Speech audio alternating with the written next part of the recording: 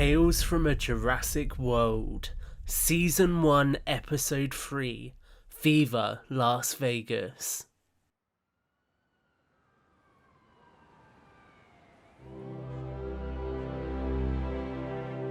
Four months after establishing a temporary field base in Pennsylvania, the US Fish and Wildlife Service were coordinating operations across the country. Animals had been spotted in Oregon, California, Las Vegas, Wyoming, Colorado, and wider afield. The prevalence of dino trafficking and auctions, brought on largely by the fallout of the now infamous auction at Lockwood Manor, had led to dinosaurs being sighted across the country, and indeed across the wider globe. The US Fish and Wildlife Service had found themselves working closely with colleagues in local government, including the Federal Bureau of Investigation, to track down smugglers and attempt to crack down on the dinosaur black market. This was why agents Morrison and Brown were now stood in a car park in downtown Las Vegas, surrounded by local Metropolitan Police officers and FBI agents. The car park itself was at the back of a popular restaurant chain, and it had been used as a rally point to give a recently formed field team a briefing about the operation they were about to embark on. A couple of weeks ago, the FBI had approached the US Fish and Wildlife Service about assisting them with a raid on a black market location in an abandoned underground car park in Las Vegas. And after working together to ascertain more detail, including an asset list, the service had agreed to deploy Morrison and Brown with them in an oversight capacity. Both agents would move in alongside an FBI strike team, ascertaining the injuries which the animals in the market had received and providing on-the-site assessments of the animals. They would also be equipped with tranquilizer rifles in case they needed to contain any dinosaurs. There must have been half a dozen agents assembled in the parking lot, chattering amongst themselves. A couple of black SUVs were parked up, alongside 3 or 4 police cars, and the pickup truck which Morrison and Brown had driven down in. At the rear of the car park where everyone was assembled was a mobile command centre, which would be used to oversee the operation and provide constant communications between the agents in the market and the headquarters overseeing the operation. It was a large-scale operation, and there were more and more operations like this taking place across the country as the federal agencies began to deal with a new type of trafficking. There was an uneasy atmosphere in the air as everyone waited for the agent in charge of the field operation to begin the briefing. You know, I always wanted to visit Vegas. Just, not like this. Brown said, clearly slightly nervous. It'll be okay. These guys know what they're doing. We've just got to stay out of their way. Morrison replied, trying to calm her down. Brown turned to look at some of the FBI agents stood opposite her. They were decked out in full tactical gear, including combat fatigues and bulletproof vests and helmets. The men carried carbine rifles and looked hardened and ready for a gunfight. That's a lot of hardware. We'll be okay. Just stick with me. At that moment, the door to the mobile command unit opened, and a man in khaki cargo pants with a black tactical vest emblazoned with FBI stepped out from the rig. It took Morrison a moment to realise that this was Field Chief Ramirez, the man who he and Brown had met briefly at Lockwood Manor. He nodded at the man as he stepped out, and he appeared to grit his teeth slightly before returning the nod. All of the gathered law enforcement agents in the car park stood up and made sure to look at the agent as he looked across the car park. Good morning, people. Listen up. We are here to hit a black market deal which is happening in an abandoned car park later today. Intelligence reports suggest there are several species of animals which will be present. So we're going to move in and make our presence known. For those of you who've been on the case for a while, it's worth noting that some of Rain Delacourt's men are overseeing this deal. That means they will be armed, and will not be scared to open fire at us if they believe they need to. He paused for a moment, looking at Morrison and Brown. We have 2 U.S. Fish and Wildlife Service agents with us, Agent Morrison and Agent Brown. They will help us identify species once the area is contained. Any questions? One of the Metropolitan Police officers spoke up. What's our job? Good question. Metro Police are tasked with containment. The FBI will lead the assault on the trade, but we need you to set containment in case anyone escapes. Hold a couple blocks as a perimeter. Should just be a precaution. Copy that. All right, people. If there are no more questions, let's roll out.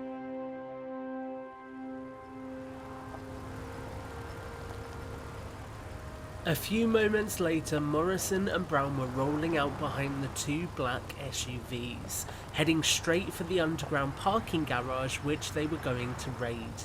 As the vehicles rolled down the road in a convoy, flanked by police cars at either end, Morrison took a moment to check in with Brown. How are you feeling? Nervous, I won't lie. I signed up for looking after animals, not raiding black markets. This isn't what I expected. I don't think it's what anyone expected. We just have to adapt to it the best that we can. Are the tranquilizer rifles ready? Yep, loaded them up at HQ. Good. We probably won't need them, but it's best to be prepared. It's going to be okay, Lucy. At that moment, the radio unit in the vehicle buzzed into life as Ramirez radioed across the convoy frequency. We're here. Dismount and get ready to rock and roll, people. Morrison parked the pickup truck behind the second SUV and hopped out, opening the back door to pull out the tranquilizer rifles. He passed one over to Brown and then they walked further down the pavement. There were a couple of metal garage doors facing out onto the street further down, and then there was a metal door with a no entry sign on it. A handful of FBI agents in tactical gear were stacked up outside the doorway, and Ramirez stood behind them holding a pistol. He turned to Morrison and Brown as they walked up and joined the rest of the group. You ready to kick this thing off, Morrison? I'm not so sure. It'll be fine. Follow my lead. Curtis! Let's do this. Copy that. Making entry. At that moment, one of the men at the front of the stack kicked in the door, raising his rifle in front of him as he quickly began to proceed down the stairs. The rest of the up-armored agents stacked up behind him, following him through the doorway. Ramirez then raised his pistol and followed the rest of them in, with Morrison and Brown close behind. They proceeded into a spiral concrete staircase that went down a couple of flights of stairs before they arrived at a lower floor where a second metal door could be found. The agents stacked up and prepared to make entry again. Ramirez joined the rest of them and turned, seeing Morrison and Brown behind them. Morrison nodded and he turned back to the group. Kick it. In that second, things happened very quickly. The door in front of the team was kicked in and the FBI agents moved into the room beyond fast, weapons raised. FBI, hands in the air, now! Morrison and Brown moved in behind the FBI agents and began to take in the room before them. There were a couple of vehicles parked up, including one large transport truck and a couple of metal cages in the middle of the room. They were moving and noises could be heard coming from within the cages. Around them, a couple of people were stood, hands in the air, as the FBI agents began to fan out in an arrow formation to clear the room. The rest of the car park was dormant, with large metal pillars and dingy lighting emphasizing how hollow the space was. As Morrison and Brown began to creep forward towards the cages, there was a scuffle around the corner. They turned to look and saw an agent backing away, his rifle raised. Gun! Put it down! Now! Suddenly, the air erupted with sound as there were gunshots which echoed and ricocheted around the room. Morrison and Brown dived into cover, and Ramirez took cover with them, crouching behind a concrete barrier which was in one of the empty car parking spaces. There were shouts and more gunshots in the distance, and then they were plunged into chaos as the lights for the structure were turned off, plunging them into darkness. Flashlights on. Ramirez called out, thumbing on a flashlight underneath the barrel of his gun. There were a couple more gunshots and then the room fell deathly silent. Muffled footsteps could be heard, and then there was a noise like a rattlesnake from across the room, followed shortly by a scream. Fearing that he would be risking his life, Ramirez aimed over the barrier and looked across towards the cages. One of them was still moving by itself, something clearly still trapped inside, but the second cage now sat empty. As he scanned across it with the beam of his flashlight, it became clear that a ricochet in the ensuing firefight had caused the cage to be shot open, allowing whatever was inside to escape. He slid back down slowly and looked at Morrison and Brown. Something got out. What was it? Not sure. At that point, there was another rattle-like noise in the darkness. Ramirez peeked across, scanning the room with the faint torchlight from his pistol, and he then rose to his feet. Come on, we need to contain this thing. I can't. Brown whispered back, shaking. Morrison looked across at her. She was sat clutching the rifle and was shaking, clearly visibly distressed. He placed a flat palm on her shoulder and looked her dead in the eyes, taking up her full attention. Stay here. I'll be back. At that moment, he rose to his feet and raised the rifle, following Ramirez as they crossed the distance between the parking space and the empty cage. Shining a light around the cage, Morrison was able to find a tag that read Dilophosaurus. They were carnivorous dinosaurs who were known to hunt in packs, although one on its own could be deadly. He quickly shone a light over the second cage and was shocked to see 3 sets of beaks as he realised that this cage didn't hold a dinosaur, but rather a trio of pteranodons. The cage was far too tight for the poor animals, and they looked eager to burst free. As he took in the details on their skin, they heard another noise from the darkness. Ramirez, that you? Yes, Curtis, over here. From the shadows, another FBI agent emerged, his uniform slightly bloodied and torn. His rifle was nowhere to be seen, but he was carrying a handgun. He limped towards them and then motioned back into the darkness behind him. O'Neill is down. It attacked him. I've sent Cooper and Jackson to secure the far stairwell. Didn't see where the rest of the smugglers went, but I know I got a couple of them too. Okay, open up the gate and get some backup in here. We'll go hunt down the Dilophosaurus. Will do. Be safe out there. The agent jogged away, and Morrison and Ramirez moved deeper into the shadows. They could hear the steady rumble of one of the large garage doors opening behind them as they moved deeper into the darkness. In the torchlight, Ramirez picked out a couple of bodies, presumably the smugglers who had sprinted away in a hurry. There were fresh red marks strewn across their bodies.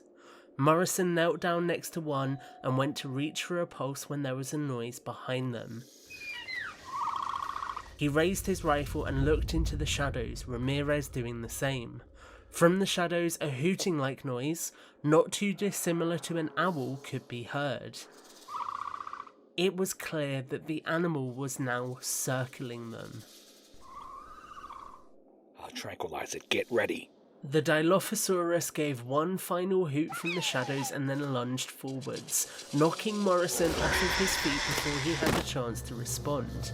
In one moment, he saw a red and yellow frill, illuminated by torchlight in the darkness, and the next moment, it had disappeared. He crawled across the floor and grabbed the rifle, aiming it into the darkness again as the dinosaur vanished once more. Where'd it go? Before Morrison could answer, the dinosaur emerged from the shadows again, thrusting its tail into Ramirez's legs and knocking him on the floor. It turned and hissed at Morrison, who raised his tranquilizer rifle, leveling it at the animal's head. Suddenly, the animal spat hot venom in his direction, and he dived out of the way, smacking into one of the concrete columns and banging his head. He dropped the rifle, stumbling away. As he turned back, he saw a flash, and Ramirez stood up from underneath the animal, raising his pistol. No! The Dilophosaurus hissed again and turned back to face the man when he discharged the pistol 2 more times, causing the animal to slump to the floor. It let out a final pained noise and then sunk in a heap on the floor. Ramirez looked down at the floor, raised his pistol, and fired a 4th and final shot. At that moment, Morrison burst across the floor, pushing the man back away from the animal. What the hell are you doing? Saving your life. Maybe try thank you next time. I said I'd tranquilize it. It was right there. That thing killed O'Neill, and it would have killed you too. Be grateful it's dead. It is an innocent animal. You have no right to play God. Neither did the people who got us into this mess. You're making it harder to get out of it. We just need to shoot them and be done with this. It'd be easier for all of us. Wait until HQ hears about this. At that moment, the two stopped fighting and looked towards the entrance to the garage as a gunshot rang out. They broke into a light sprint and got back. A figure dived at them from the shadows and Ramirez raised his gun before lowering it quickly, realizing it was Brown. Where's Curtis? I'm sorry. They shot him before I could do anything about it. As they were leaving, they opened the cage too. Said something about causing a distraction to escape. They got out before I could stop them. What got out, Lucy? She cried some more, so he put his hands on her shoulders and looked at her, attempting to get her attention. She was crying, but through the tears he could see he had managed to get through to her. She took a deep breath and pointed at the cage behind them. The pteranodons. Morrison turned and saw the cage door, now hanging limply open. He followed the ray of sunshine which it was basked in, and looked up through the gateway which had been shut when they first arrived. Curtis was slumped in the middle of the gate, and beyond his body he could pick out the skyline of Las Vegas, now in full sight and readily accessible. He gasped as he realized what this meant. Oh, hell.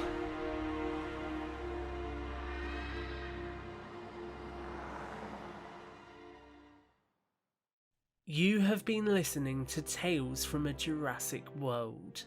Ben Morrison voiced by Jared Ransom. Lucy Brown voiced by Ashley Friel. Marcus Ramirez voiced by Marcus Benassi.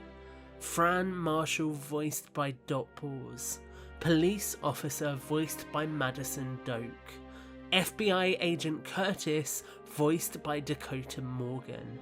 FBI Agents cameo roles voiced by Brad Jost and Tim Piper. Score composed and created by Brooks Leiby. Sound effects from Epidemic Sound. Written, created and produced by Tom Jurassic. Tales from a Jurassic World follows the US Fish and Wildlife Service as they adapt to dinosaurs in the wild.